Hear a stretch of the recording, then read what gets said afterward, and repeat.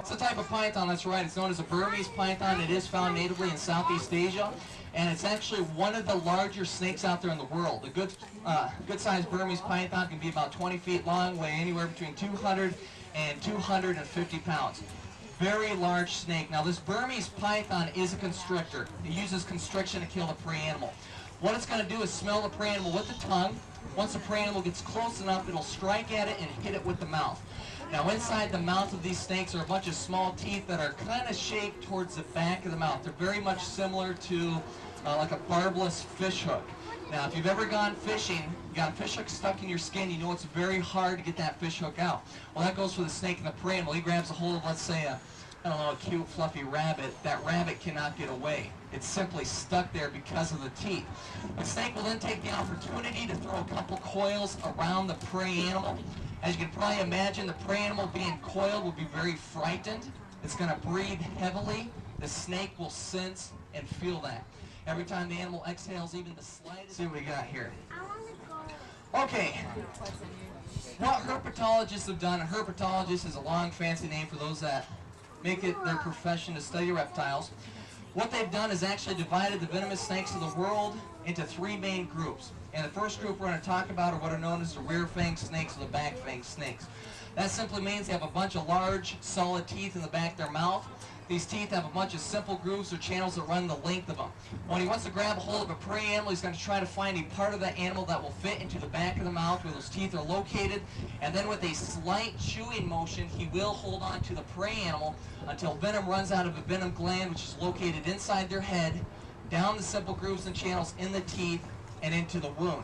It's actually a very slow, very inefficient process to inject the venom. So a lot of these rear-fanged snakes will use a combination of the venom and constriction at the same time to kill the prey animal. And as you already know, they have fangs at the front of their mouth. They're connected to a venom duct, a venom gland, and there's a very strong muscle over the gland which enables the whole system to act just like a hypodermic needle. What a lot of these front-fanged snakes simply have to do is bite onto the prey animal, flex the muscle inside their head, it'll shoot the venom out of the gland through the ducts of teeth and into the wound. At the most, it'll take that snake usually about a second or two to complete the whole process. So they're a lot more efficient than that rear-fanged snake that I had out just a moment ago. Now, the first group of front-fanged snakes are known as Elapids. This is a group that your coral snakes, cobras, and mambas belong to.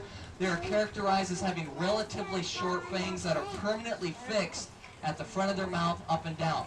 These are the front-fanged snakes that actually have to bite onto the prey animal in order to inject the venom. Now, the second group of front-fanged snakes are known as the viperine snakes, or the vipers, kind of like this guy. And they are characterized as having extremely long fangs, sometimes up to 2 inches in length. Himself up and defending himself. It's very effective, wouldn't you say so? Yeah, it works very well. Another kind of neat thing that these cottonmouths will do is just like a rattlesnake, they'll flatten their bodies out. They will also shake their tail rapidly. Now, even though they don't have a rattle on their tail, let's go ahead and see if we can get him back into his little box. All right, good boy. Super. A lot of deaths attributed to that one because he just doesn't come in contact with a whole lot of people. Now, the snake that kills most people, we have him right here. It is a type of cobra known as the Asian monocled cobra. The monocled part of his name comes from a single dot on the back of its hood. See if I can get him to hood up here.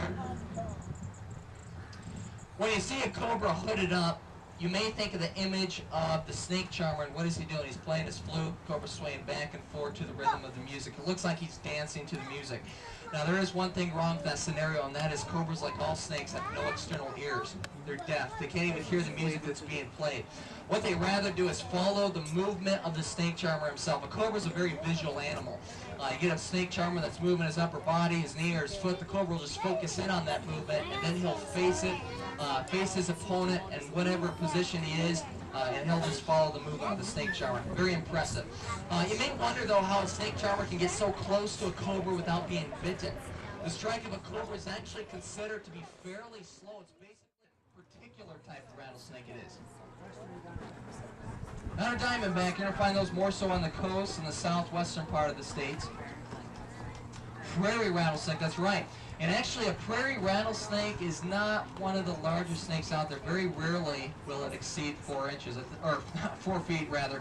I think the record is about 52, 54 inches, so they're not the biggest rattlesnakes out there.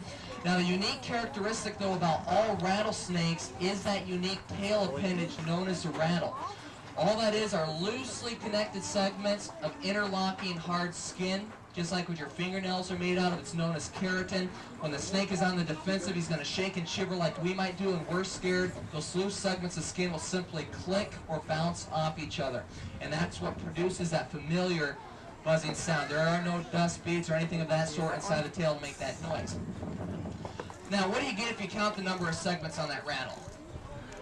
How old it is? Well, that's the most common myth about rattlesnakes. People say you'll get the age of the rattlesnake by counting the number of segments. 1 segment equals 1 year of its life. What you will actually get is the number of times this snake has shed its skin up to the point where you found it. Every time he sheds its skin, he will gain a new segment on his rattle. And ladies, just like your fingernails, that rattle does break off from time to time. It's not the most durable stuff out there, especially if he bumps it up against a rock, and it also gets brittle with age. This particular snake right here, I know is 2 years old, and I bet he has about 7 to 8 buttons on that rattle, so there's no correlation. Now, let's say you're out there hiking in the Black Hills, you're riding the Mickelson Trail, something like that. You come across that familiar buzzing sound. What would any of you do? Stop. Quoting from the audience, you'd run like hell. Yes. Well, you know, you could do that if you see the rattlesnake. Now, a lot of times you will not see the creature because of that camouflage pattern. If that is the case, you do not see the rattlesnake, but you hear that buzzing sound, what we recommend is that you stop or freeze where you're at, locate the general area or the general direction of where the snake is from you, just from the sound, and then slowly back away in the opposite direction. Now, to how far you want to back up, well, that's your own personal preference. Some people prefer a couple feet, others a couple miles, a couple states. Now, I do have an interesting statistic for you. Here in the U.S., we got anywhere, a guy like myself, I see a rattlesnake, one of the first things I want to do is get a real close look at it, touch it, hold it, or even try to kill it. Now, I do have to be honest with you, a lot of those bites do involve alcohol. You see an intoxicated snake, leave it alone, it's extremely deadly. They look a lot bigger and there's more of them, okay? Okay, last thing I have for you, I got to do that gator show here in just a minute or two. I would like to kind of end on a serious note. When I get up here, I do have a tendency to joke around with the audience just a little bit. I want you guys to have fun. I have fun. I think this is one of the coolest jobs anyone can have. Now, when I'm up here, though, I do have to be very serious and cautious about my job. I am handling fully venomous reptiles. This snake right here could easily envenomate myself or hurt another person in the audience, so I have to take that into account. There's actually a lot of protocol that I have to follow. Now, you notice a lot of the snakes that I brought out today do behave themselves quite well. Not at all concerned about most of the snakes usually. Even this rattlesnake right here, I'm not too concerned about him. He just wanted to go about and do his own business. He's not too aggressive. Now, occasionally I will bring out a rattlesnake, though, or a cottonmouth that might be a little bit bigger. They're a little more aggressive, and they'll strike all over the place while I'm trying to talk about them. I've even had prairie rattlesnakes that quite literally bounce all over the stage up here. Now, in a situation like that, it's very hard to talk to the people in the audience and control the snake at the same time. And usually we do come across a few close calls. Now, if it ever looks like I'm going to get bit during a show, all I have to do is rely on my training, take my trusty snake hook right there, scoop up that rattlesnake wherever I can, flip them out to you guys, and I'll be fine. Yes, we already have your money. Not a cool thing to do. I'm usually running to my car very fast. Okay, last thing I have for you, I would like to thank each and every one of you for coming out to Reptile Gardens today. We hope you've enjoyed your visit so far, and come back again.